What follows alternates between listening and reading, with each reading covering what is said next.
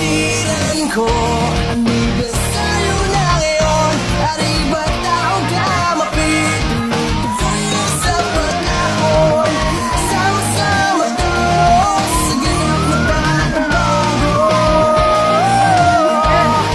Pag-iitis ngayon sa puso nakatatag ang aral ng mga ama.